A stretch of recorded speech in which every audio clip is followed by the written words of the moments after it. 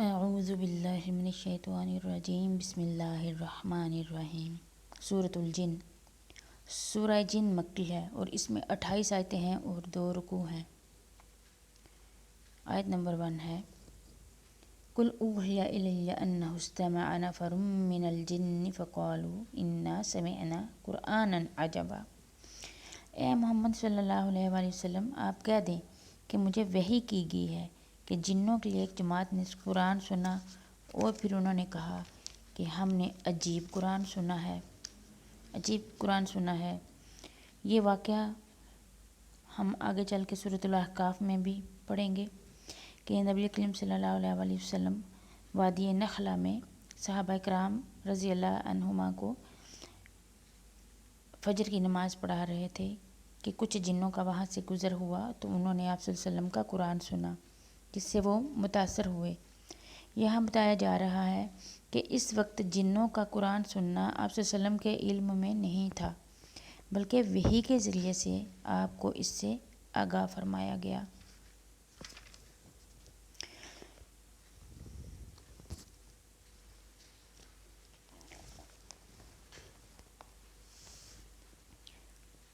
اور وہ فرشتے جو تھے انہوں نے یہ بات بولی کہ ہم نے ایسا قرآن سنا ہے جو کہ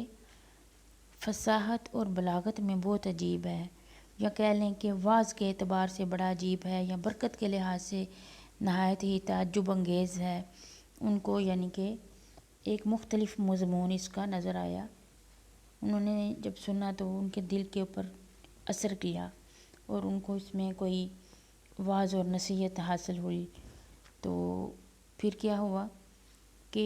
آگے اگلی آیت میں ہے یہدی الی الرشد فآمنا بہ۔ یہ جو قرآن ہے، یہ جو ہم نے سنا، جو راہ راست کی طرف رہنمائی کرتا ہے، ہم اس پر ایمان لا چکے ہیں۔ وَلَن نُشْرِكَ بِرَبِّنَا أَحَدًا۔ اب ہم ہرگز کسی کو بھی اپنے رب کا شریک نہ بنائیں گے۔ یعنی کہ فرشتے یہ بات کہہ رہے ہیں کہ ہم نے جو ایسا ایک عجیب کلام سنا ہے، تو یہ کلام جو ہے یہ سیدھے راستے کی طرف انسان کی رہنمائی کرتا ہے۔ یعنی یہ قرآن کی دوسری صفت ہے کہ وہ راہ راست یعنی حق اور صواب کو واضح کرتا ہے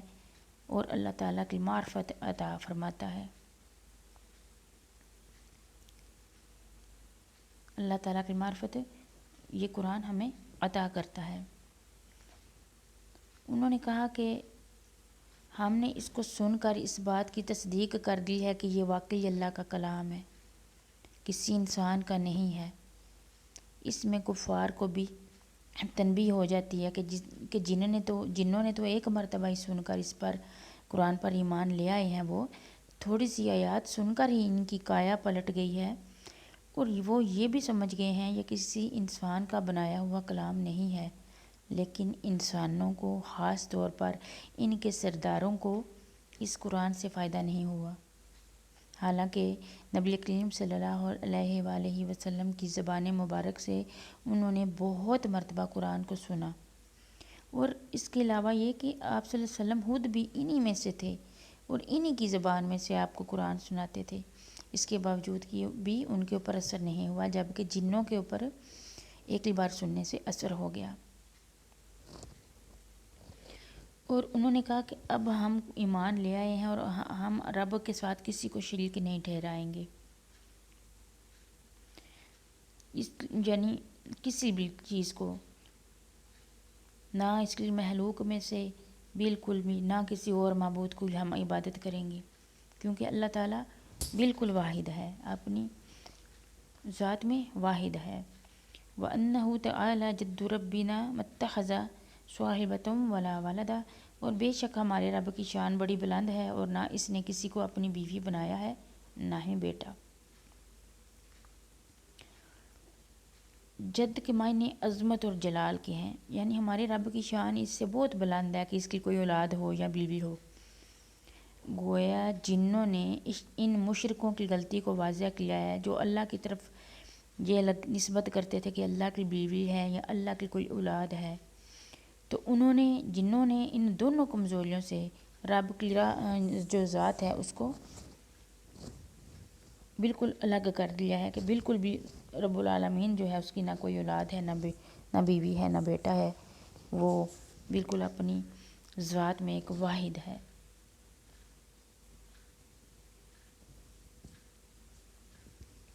وَأَنَّهُ كَانَ يَقُولُ سَفِيهُنَا عَلَى اللَّهِ شَطَطًا، اور یہ کہ ہم میں سے بے وقوف اللہ کے بارے میں اللہ کے خلاف حق باتیں کہا کرتا تھا، حق کے خلاف باتیں کرتا تھا۔ سفیہنا یعنی بے وقوف سے مراد بعض نے شیطان لیا ہے، اور بعض نے جو ان کے ساتھی جن تھے وہ ان کے بارے میں کہ یہ شاید اپنے ساتھیوں جنوں کے بارے میں بات کر رہے ہیں، شیطان کے بارے میں بات کر رہے ہیں کہ جس نے جو ہے باطل اور کفر اور ظلم کی راہ اختیار کی، اور یہ جو ہے راہ اعتدال سے انہوں نے حد سے تجاوز کیا، دوری اختیار کی، دین سے دوری اختیار کی۔ مطلب یہ ہے کہ اللہ کی اولاد ہے، یہ ان بیوقوفوں کی بات تھی جو کہتے تھے کہ اللہ کی اولاد ہے، یہ حد سے گزر گئے تھے۔ وَأَنَّا ظَنَنَّا أَن لَّن تَقُولَ الْإِنسُ وَالْجِنُّ عَلَى اللَّهِ كَاذِبًا، اور ہم تو یہی سمجھتے رہے کہ ناممکن ہے کہ انسان اور جنات اللہ پر جھوٹی تو باتیں لگائیں۔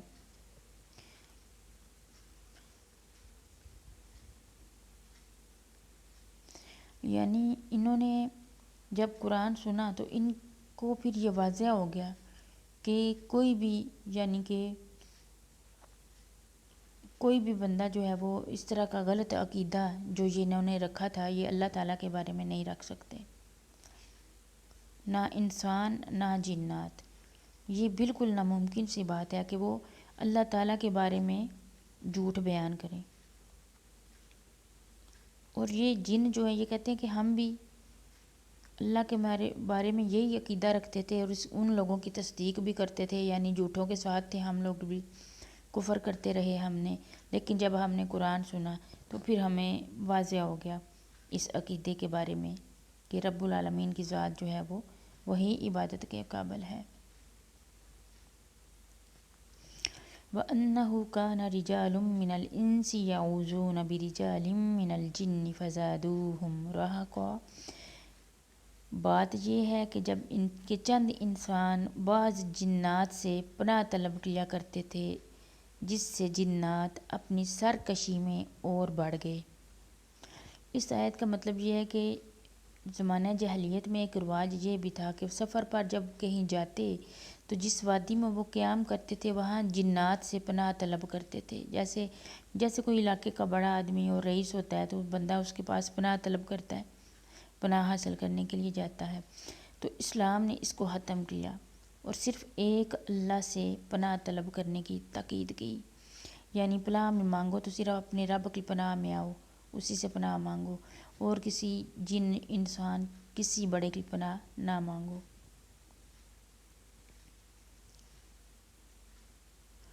وَأَنَّهُمْ ظَنُّوا كَمَا ظَنَنْتُمْ أَن لَّن يَبْعَثَ اللَّهُ أَحَدًا، اور انسانوں میں بھی تم جنوں کی طرح گمان کر لیا تھا کہ اللہ کسی کو نہیں بھیجے گا یا کسی کو دوبارہ زندہ نہیں کرے گا۔ یعنی جنات نے جب یہ دیکھا کہ انسان ہم سے ڈرتے ہیں اور ہم سے پناہ طلب کرتے ہیں تو ان کی سرکشی اور تکبر میں اضافہ ہو گیا، اور پھر جنوں نے جو ہے وہ انہوں نے بھی یہ گمان کر لیا کہ وہ، یعنی ان کے اندر ایک تکبر آ گیا نا، تو انہوں نے یہ گمان کر لیا کہ دوبارہ ان کو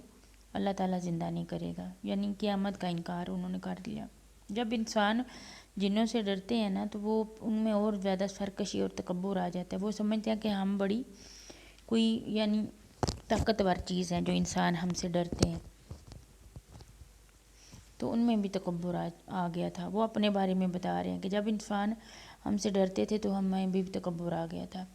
وَأَنَّا لَمَسْنَا السَّمَاءَ فَوَجَدْنَاهَا مُلِئَتْ حَرَسًا شَدِيدًا وَشُهُبًا۔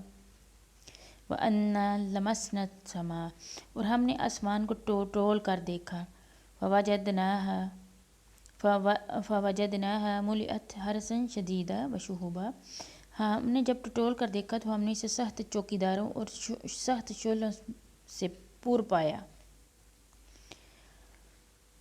یعنی آسمان پر فرشتے چوکیداری کرتے ہیں کہ آسمان کی کوئی بات کوئی اور نہ سن لے، اور یہ جو ستارے ہوتے ہیں یہ شہاب ثاقب جن کو کہتے ہیں، یہ شعلے جو ہیں وہ، شہاب کا مطلب ہوتا ہے شعلہ، اکثر ہم نے دیکھا ہے آسمان کے اوپر ٹوٹتے ہوئے ستارے، تو یہ ستارے آسمان پر جانے والے شیطانوں پر شعلہ بن کر گرتے ہیں۔ کیوں گرتے ہیں اگلی آیت میں دیکھیں، وَأَنَّا كُنَّا نَقْعُدُ مِنْهَا مَقَاعِدَ لِلسَّمْعِ، اس سے پہلے ہم باتیں سننے آسمان میں جگہ جگہ بیٹھا کرتے تھے۔ فَمَن يَسْتَمِعِ الْآنَ يَجِدْ لَهُ شِهَابًا رَّصَدًا، اور اب جو بھی کان لگاتا ہے وہ ایک شعلے کو اپنی طاق میں پاتا ہے۔ کچھ آسمانی باتیں جن جو ہیں وہ سن کے، تو یہ جو اکثر نجومی ہوتے ہیں ان کو بتا دیا کرتے تھے، جس میں وہ اپنی طرف سے 100 جھوٹ اور ملا کر دوسروں کو بتاتے تھے۔ لیکن وہ کہتے ہیں کہ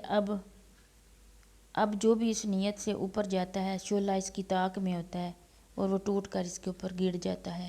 کیونکہ نبی کریم صلی اللہ علیہ وسلم کی بعثت کے بعد یہ سلسلہ بند کر دیا گیا ہے۔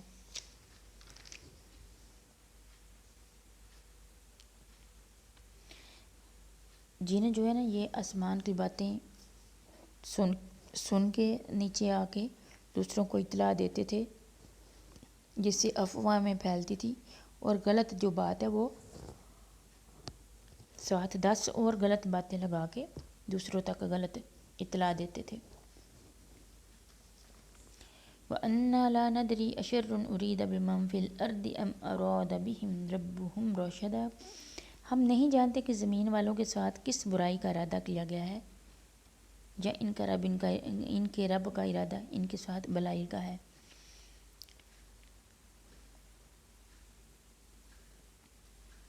یعنی جو آسمانی حراست ہے اس سے مقصد اہل زمین کے لیے کسی شر کے منصوبے کو مکمل کرنا ہے، یعنی ان پر عذاب نازل کرنا ہے، یا بلائی کا ارادہ کرنا یعنی کہ رسول بھیجنا ہے۔ وہ کہتے ہیں کہ ہمیں اس چیز کے بارے میں علم نہیں ہے کہ ان کا رب ان کے لیے کیا ہے، ان کے لیے ارادہ رکھتا ہے۔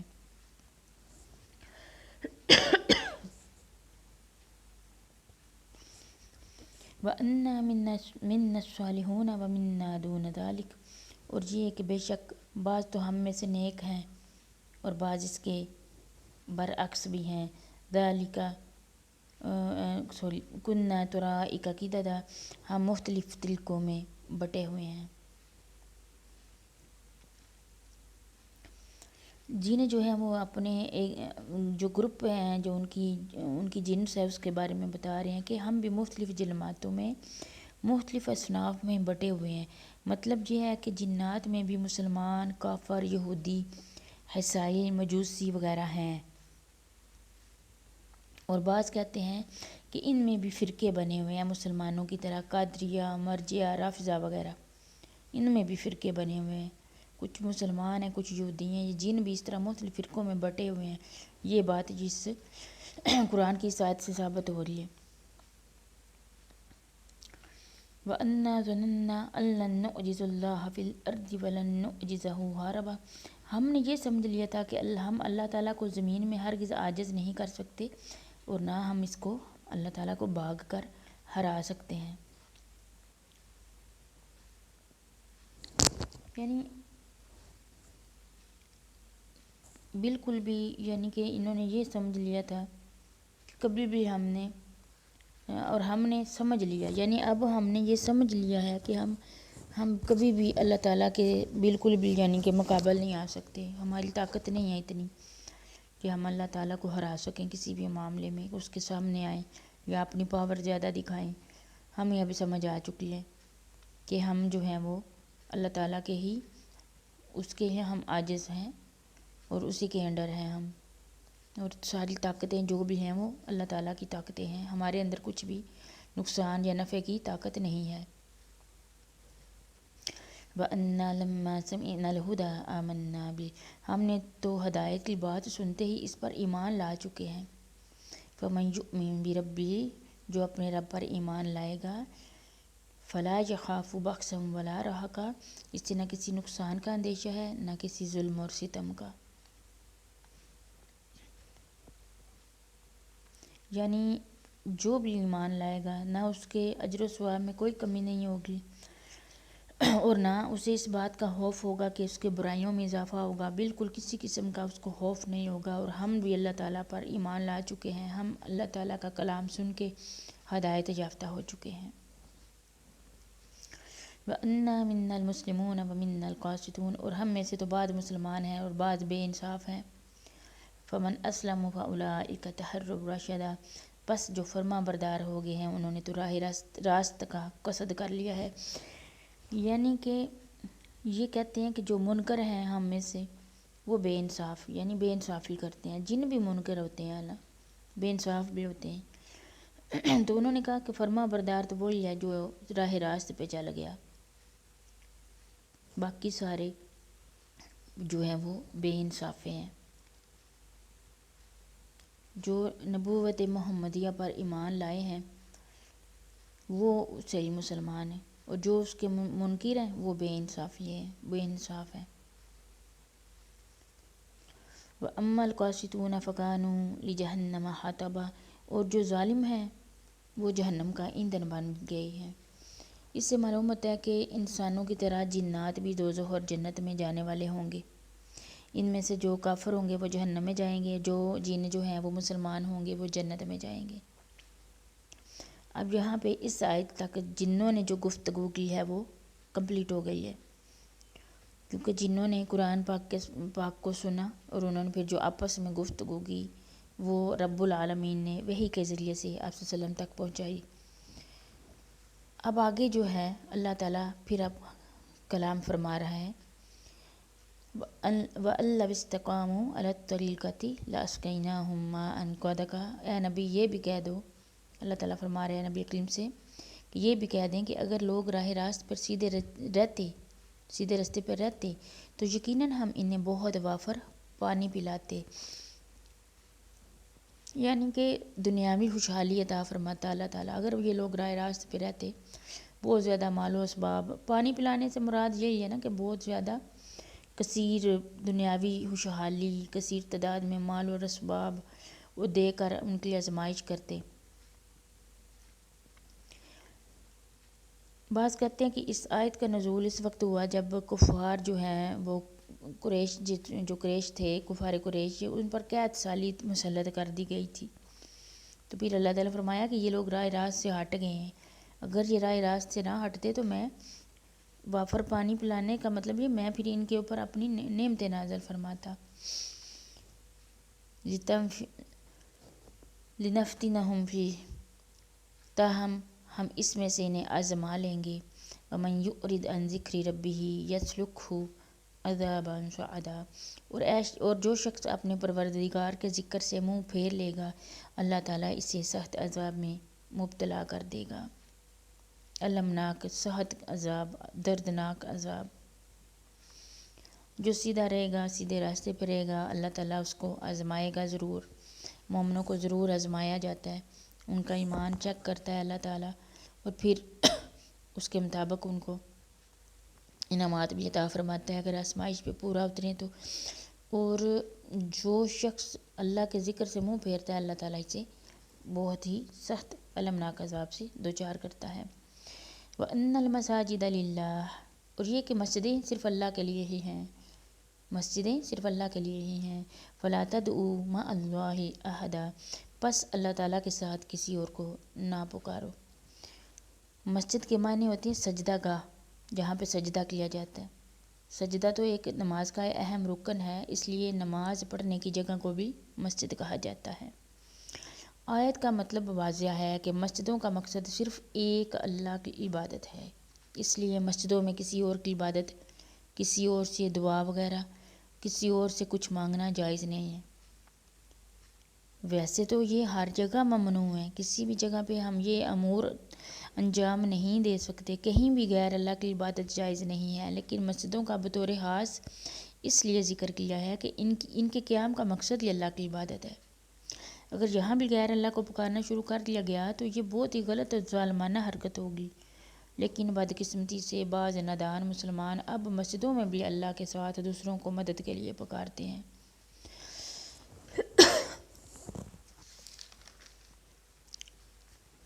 وَأَنَّهُ لَمَّا قَامَ عَبْدُ اللَّهِ يَدْعُوهُ كَادُوا يَكُونُونَ عَلَيْهِ لِبَدًا، اور جب اللہ کا بندہ اس کی عبادت کے لیے کھڑا ہو تو قریب تھا کہ وہ بھیڑ کی بھیڑ بن کر اس کے اوپر پل پڑیں۔ یعنی جب اللہ کا بندہ عبادت کے لیے کھڑا ہوتا ہے تو پھر یہ ہے کہ ان کے اوپر حملہ یعنی کہ وہ کر دیں، پل پڑیں،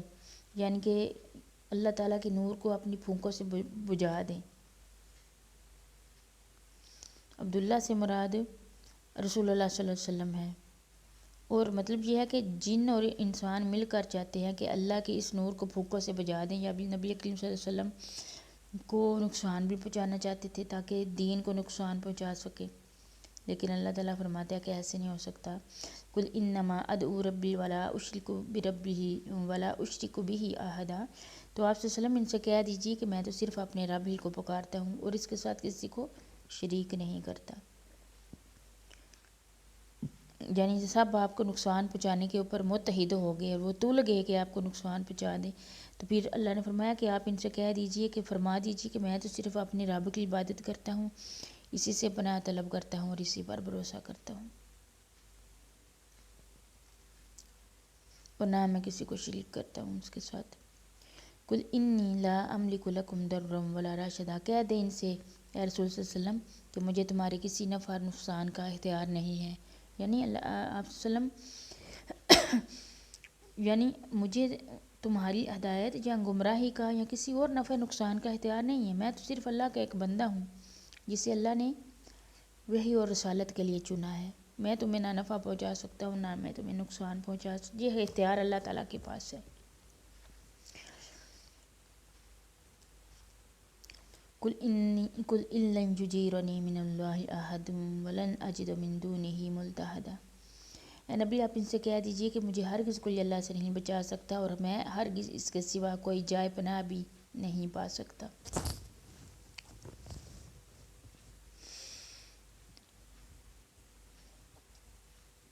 یعنی آپ صلی اللہ علیہ وسلم کو اللہ تعالیٰ فرما رہا ہے کہ ان سے بولیں کہ اگر میں اللہ تعالیٰ کی نافرمانی کروں گا نا تو مجھے بھی اللہ تعالیٰ پکڑ میں لے گا اور وہ مجھے بھی اس پر وہ عذاب دے گا، اگر میں اللہ تعالیٰ کی نافرمانی کروں گا تو میرے ساتھ بھی وہی ہوگا جو آپ لوگوں کے ساتھ ہو رہا ہے۔ اللہ بلاغ من اللہ ورسالتہ، میرا کام اللہ کی بات اور اس کے پیغام لوگوں کو پہنچانا ہے۔ وَمَن يَعْصِ اللَّهَ وَرَسُولَهُ فَإِنَّ لَهُ نَارَ جَهَنَّمَ، اور جو بھی اللہ اور اس کے رسول کی بات نہیں مانے گا اس کے لیے جہنم کی آگ ہے، خالدین فیہا ابدا، جس میں ہمیشہ وہ ہمیشہ رہے گا۔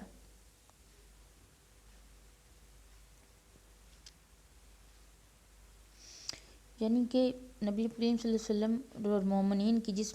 جنہوں نے بھی مومنوں کو اور نبی صلی اللہ علیہ وسلم کو نقصان پہنچانے کی کوشش کی اور اپنے کفر پر وہ ڈٹے رہے، پھر دنیا اور آخرت میں وہ عذاب چکھ لیں گے جن کا ان سے وعدہ کیا گیا ہے، ہمیشہ اس میں رہیں گے۔ میرا کام صرف اللہ کا پیغام پہنچانا ہے اور اللہ نے مجھ پر واجب کیا ہے کہ میں تبلیغ اور رسالت کا فریضہ جو ہے وہ ادا کروں اور اللہ کا پیغام سب تک پہنچاؤں، اس کے علاوہ میرا اور کوئی کام نہیں ہے۔ حتی اذا رأوا ما یوعدون فسیعلمون من اضعف ناصرا واقل عددا، ان کی آنکھ نہ کھلے گی یہاں تک کہ یہ اسے دیکھ لیں گے جس کا ان سے وعدہ کیا گیا ہے، پس عنقریب جان لے گے کہ کس کا مددگار کمزور اور کس کی جماعت کم ہے۔ یعنی ان کو اس وقت پتہ لگے گا کہ مسلمانوں کا مومنوں کا مددگار کمزور ہے یا مشرکوں کا مددگار کمزور ہے، اور اہل توحید کی تعداد کم ہے یا غیر اللہ کے ماننے والوں کی کم ہے۔ مطلب یہ ہے کہ مشرکین کا تو سیدھے سے کوئی مددگار ہی نہیں ہوگا نا، اور اللہ کے جو ان گنت لشکر ہیں ان کے مقابلے میں مشرکین کی تعداد آٹے میں نمک کے برابر ہوگی، بہت کم۔ اللہ کا لشکر بہت بڑا ہوگا، عنقریب ان کو پتہ چل جائے گا۔ قل ان ادری اقریب ما توعدون ام یجعل لہ ربی آمدا۔ آپ ان سے کہہ دیں کہ مجھے معلوم نہیں ہے کہ جس کا وعدہ تم سے کیا جاتا ہے وہ قریب ہے یا میرا رب اس کے لیے دور کی مدت مقرر کرے گا۔ مطلب اس آیت کا یہ ہے کہ عذاب یا قیامت کا علم یہ غیب سے تعلق رکھتا ہے، جس کا صرف اللہ تعالیٰ کو علم ہے کہ وہ قریب ہے یا دور ہے۔ غیب کا علم نبی کے پاس نہیں ہے۔ إِلَّا مَنِ ارْتَضَىٰ مِن رَّسُولٍ فَإِنَّهُ يَسْلُكُ مِن بَيْنِ يَدَيْهِ وَمِن خَلْفِهِ رَصَدًا، سوائے اس پیغمبر کے جسے وہ پسند کر لے، لیکن اس کے بھی آگے پیچھے پہرے دار مقرر کر لیتا ہے۔ یعنی اللہ تعالیٰ کے پاس غیب کا علم ہے، لیکن اپنے پیغمبر کو وہ غیب سے اطلاع دیتا ہے، جس کا وہ ایسی خبر دیتا ہے اللہ تعالیٰ غیب سے جس کا تعلق یا تو رسالت سے ہوتا ہے، رسالت کیونکہ ایک فرض ہوتا ہے، وہ فرض ادا کرنا ہوتا ہے ایک رسول یا نبی نے، تو ضرور اللہ تعالیٰ اسی سے متعلق جو ہے وہ خبر غیب کی دیتا ہے، جو کہ اس کی رسالت کی تصدیق اور دلیل ہوتی ہے، کہ مطلب رسالت کی صداقت کی دلیل بھی ہوتی ہے کہ اللہ تعالیٰ اپنے رسول کو کوئی نہ کوئی غیب سے مدد فرماتا ہے۔ لیکن ظاہر بات ہے اللہ کا اس طرح پیغمبر کو کوئی بات بتانا، اس سے پیغمبر یا آل پیغمبر جو ہے وہ عالم الغیب نہیں ہو سکتا، کیونکہ اگر پیغمبر عالم الغیب ہو تو پھر اللہ تعالیٰ اس کو کیوں بتائے وحی کے ذریعے سے، پھر غیب کے اظہار کا تو کوئی مطلب ہی نہیں رہتا اللہ کی طرف سے۔ اللہ تعالیٰ اپنے غیب کا اظہار اسی وقت اور اسی رسول پر کرتا ہے جس کو پہلے اس غیب کا علم نہیں ہوتا، اس لیے عالم الغیب صرف اللہ کی ذات ہے، اس آیت میں یہ بتایا گیا ہے۔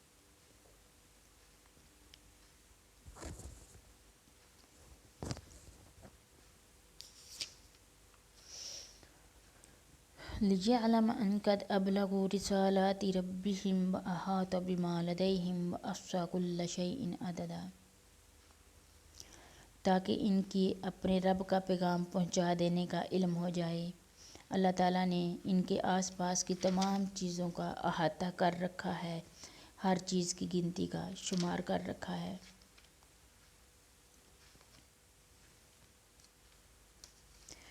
اس آیت میں جو ہے بعض کے نزدیک رسول صلی اللہ علیہ وسلم کو اللہ تعالیٰ بتا رہا ہے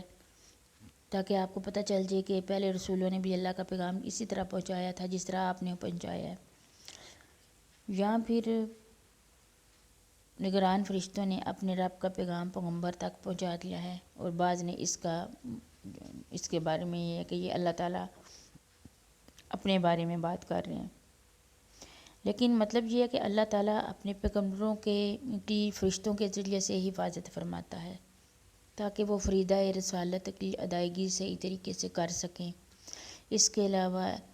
وہ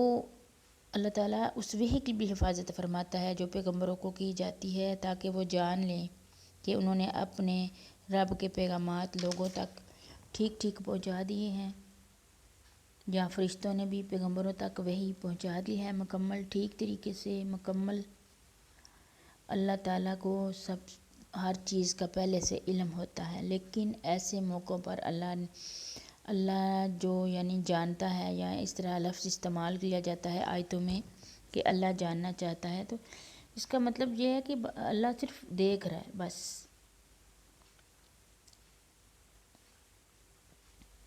اور جو کچھ بھی فرشتوں کے پاس ہے یا پیغمبروں کے پاس ہے، اللہ تعالیٰ نے ہر چیز کی گنتی کی ہوئی ہے، ہر چیز کا شمار ہے، اللہ تعالیٰ کو سب معلوم ہے، کیونکہ وہی عالم الغیب ہے، اور جو ہو چکا ہے جو آئندہ ہوگا سب کا اس نے گنتی کی ہوئی ہے، سب اللہ تعالیٰ کے علم میں ہے۔